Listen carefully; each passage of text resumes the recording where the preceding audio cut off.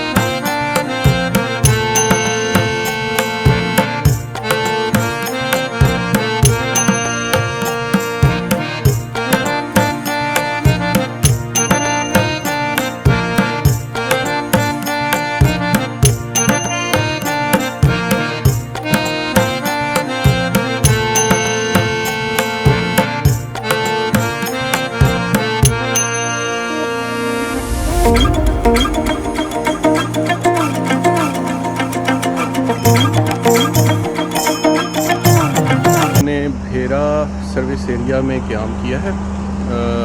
ذرا لاہور سے روانگی کے بعد یہ ہمارا پہلا میجر سٹاپ ہے۔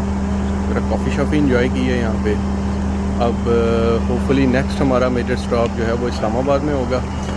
یہاں میں آپ کو یہ بتاتا چلوں کہ موٹر وے کے اوپر تقریباً ہر 40 کلومیٹرز کے پاس آپ کو ایک چھوٹا سا ریسٹ ایریا ملے گا، اور تقریباً ہر 50 to 60 کلومیٹرز کے بعد آپ کو ایک میجر سٹاپ ملے گا جہاں پہ آپ رک کر سٹاپ کر سکتے ہیں اور ریفریش ہو سکتے ہیں۔ تو یہ بھی ایک بڑی اچھی جگہ ہے۔ تقریباً آپ یہاں پہ اگر کھانا وانا کھانا چاہیں تو بھی میکڈونلڈس موجود ہے، اس کے علاوہ بھی سالٹ اینڈ پیپر ہے، KFC کے بھی آؤٹ لیٹ ہے، اور اس کے علاوہ بھی اگر آپ ملک شیک وغیرہ انجوائے کرنا چاہتے ہیں تو یہ میرے بیک پیچھے آپ کو ایک شاپ نظر آ رہی ہے، اور اس کے علاوہ کافی وغیرہ کے لیے بھی یہاں پہ بہت سے اسپاٹس موجود ہیں۔ تو یہ ایک اچھا ایریا ہے، ایک اچھی جگہ ہے جہاں پہ آپ ریفریش ہو سکتے ہیں۔ تو لیٹس موو آن۔ اب یہاں کے بعد ہم یہاں سے روانہ ہوتے ہیں اور پھر ہمارا major stop some where near اسلام آباد ہوگا۔ تو ویورز چلتے ہیں۔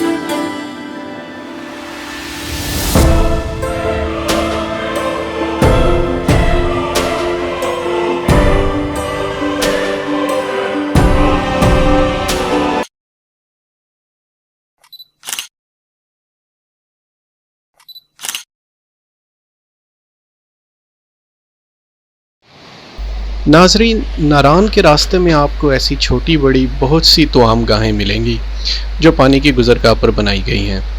بے شک یہاں بیٹھ کر کھانا ایک یادگار تجربہ ہوگا اگر کھانا معیاری اور لذیذ ہو، جو کہ عموماً نہیں ہوتا، مگر خیر ماحول کا لطف لینے کے لیے یہ سمجھوتا آپ کو کرنا پڑے گا۔ البتہ ایک بات یقینی بنا لیں کہ جہاں آپ تشریف رکھنے کا ارادہ رکھتے ہیں وہ جگہ خشک ہے یا نہیں۔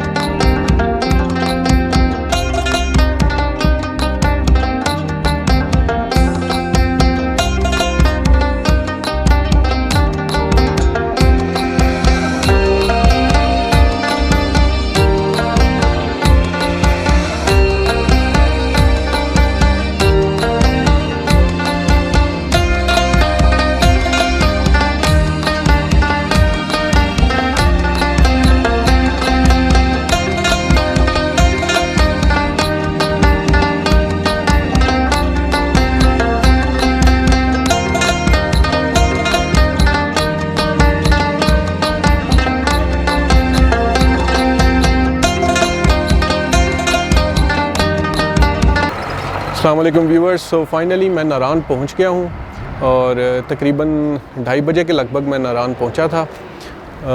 آپ یوں کہہ سکتے ہیں کہ اپراکسیمیٹلی تقریباً 11 گھنٹے کی ڈرائیو لاہور سے ناران تک, اور اس میں 1-2 چھوٹے چھوٹے سٹاپس تھے, اور اس کے علاوہ کچھ فوٹوگرافی کے پرپز سے میں 1-2 جگہ پہ رکا بھی, اور کیوائی میں ہم نے بریک فاسٹ بھی کیا. اگر آپ نان سٹاپ آئیں تو تقریباً آپ 9 سے 10 گھنٹے میں پہنچ سکتے ہیں, لیکن آبویسلی یہ کوئی پریکٹیکل آپشن نہیں ہے, کیونکہ آپ کو لازماً اتنے لمبے سفر میں 1 سے 2 سٹیز تو آپ کو کرنے پڑ سکتے ہیں. میرے بیک گراؤنڈ میں آپ کو ناران کے پہاڑ نظر آ رہے ہیں, وچ is an stunning beauty, absolutely stunning.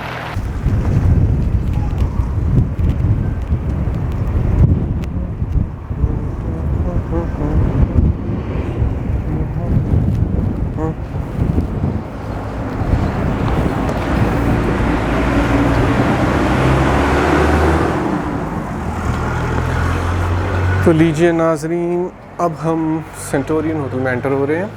تو سب سے پہلے میں آپ کو وہ روم دکھا دیتا ہوں جو میں نے ریسنٹلی ایکوائر کیا ہے. اس سے آپ کو یہ بھی آئیڈیا ہو جائے گا کہ رومز کی کنڈیشن یہاں پہ کیسی ہیں. سو آپ کے لیے ڈیسیژن میکنگ میں بہت زیادہ آسانی ہو جائے گی. تو یہ جناب سیڑھیاں, اسٹیئر سے آپ اوپر آئیں, سیڑھیوں سے اوپر آئیں تو سب سے پہلے کافی کشادہ لابی ہے یہاں پہ, اور لابی کے ساتھ یہاں پر بالکنی بھی موجود ہے. سو ہوٹل, اگر آپ اپنے روم سے باہر آتے ہیں تو یہ بھی ایک ریسٹ ایریا ہے جہاں پہ آپ چل آؤٹ کر سکتے ہیں, ریلیکس کر سکتے ہیں.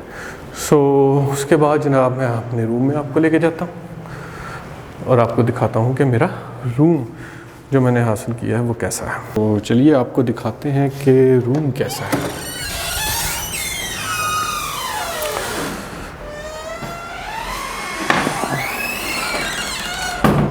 لیں جناب,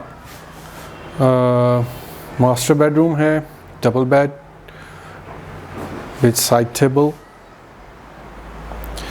اور اس کے ساتھ ساتھ آپ دیکھ سکتے ہیں 2 عدد صوفے ہیں, ساتھ ایک اور ٹیبل ہے, اور اس طرف یہ ڈریسنگ ٹیبل آپ دیکھ سکتے ہیں.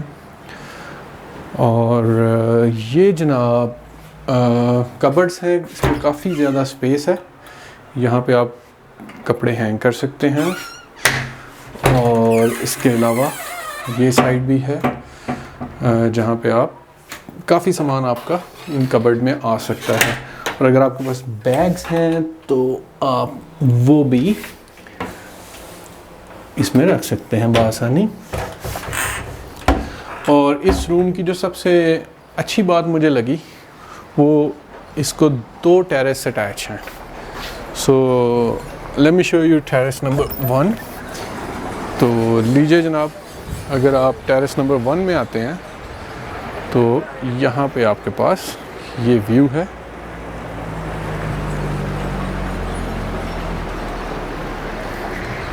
اور دوسری آپشن آپ کے پاس ٹیرس نمبر 2.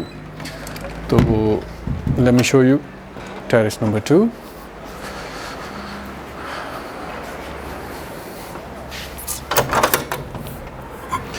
یہ دیکھیے ناظرین, دوسری طرف سے جب آپ دوسری ٹیرس پہ آتے ہیں, یہ کمپیریٹیولی اس سے ذرا چھوٹی ٹیرس ہے,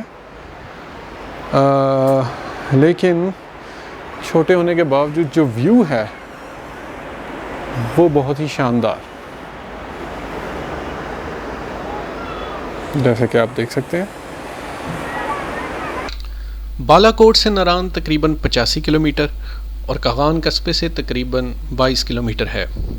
ناران سطح سمندر سے کم و بیش 8000 میٹر بلند ہے.